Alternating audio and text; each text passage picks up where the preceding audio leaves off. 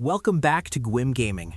When the PSP first launched, it was marketed as a PlayStation in your pocket, and for the time, it was a revolution. But honestly, the original hardware was often holding these games back.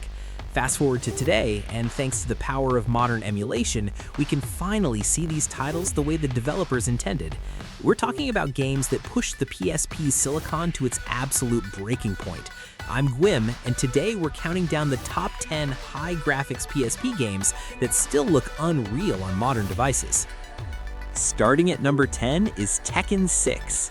On the original PSP hardware, the game ran at 30 FPS, which was impressive for a full 3D fighting game, with multiple characters, detailed stages, and destructible objects. During intense combos or breakable stage transitions, the frame rate could fluctuate slightly, which sometimes affected timing. The PSP version retains the bound system, letting players extend combos by bouncing opponents off the floor, though a few frame timings were slightly adjusted from the arcade version to accommodate hardware limitations. On a modern emulator like PPSSPP, you can lock the game at a smooth 60 FPS, fully rendering character models and stage effects in higher resolution.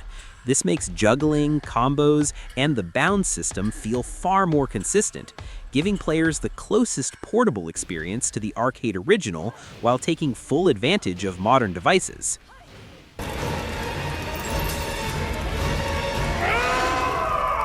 9. Resistance Retribution. Resistance Retribution was a massive flex by Bend Studio. They didn't just give us a shooter, they gave us scale. This game featured some of the most impressive water physics on the system. You could actually swim, and the environment reacted realistically. It also featured a ragdoll physics engine, meaning enemies didn't just have set death animations, they reacted to where you shot them.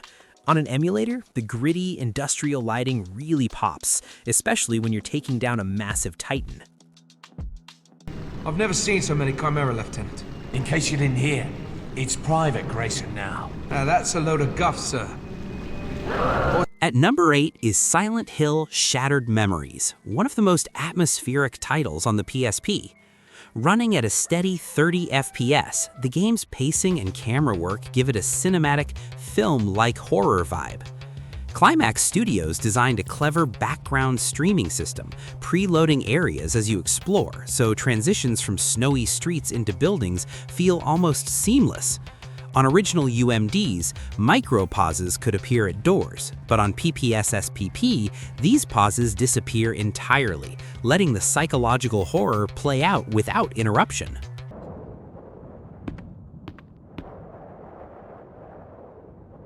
Gotta find Cheryl. At number 7, we have Motorstorm Arctic Edge, one of the most ambitious racers on the PSP. The game ran at roughly 30 FPS on the original hardware, but performance could dip when mud, snow, and multiple vehicles crowded the screen. On modern emulators like PPSSPP, you get a consistently smooth 30 FPS, while upscaled resolution brings out the details in snowy tracks, muddy terrain, and vehicle models. The deformable terrain system, which reacts to tires and collisions, looks sharper than ever, bridging the gap between a handheld title and its big-budget PS3 counterparts. 6. Kingdom Hearts: Birth by Sleep. Birth by Sleep is a masterclass in art direction. Square Enix knew the PSP's limits, so they focused on high-quality character models and vibrant particle effects. When you're firing off high-level spells, the screen is covered in sparks and light that honestly shouldn't have been running on a device from that era. It's bright, it's sharp, and it's one of the few games that looks native even when you're playing it on a 4K tablet.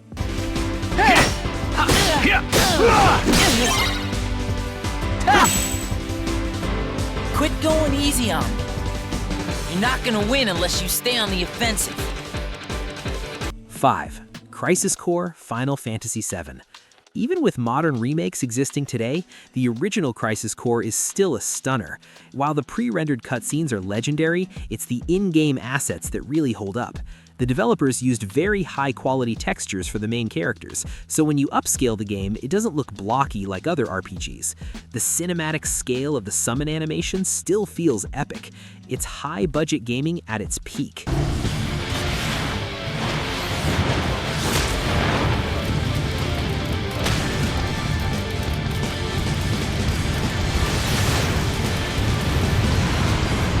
4. The Third Birthday. This is arguably the most detailed character model on the entire system. The Third Birthday pushed the hardware to its absolute breaking point. It features real-time clothing destruction and a lighting engine that gives everything a soft, cinematic glow. It actually uses technical tricks that were rare even on home consoles at the time. It's a bit of a weird shooter, but visually, it's a knockout that still demands respect.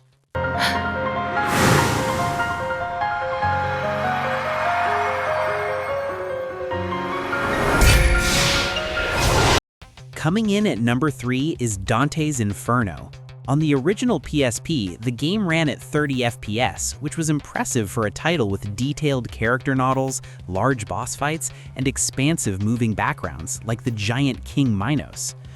During intense combat or complex encounters, the frame rate could occasionally dip, slightly affecting animation fluidity.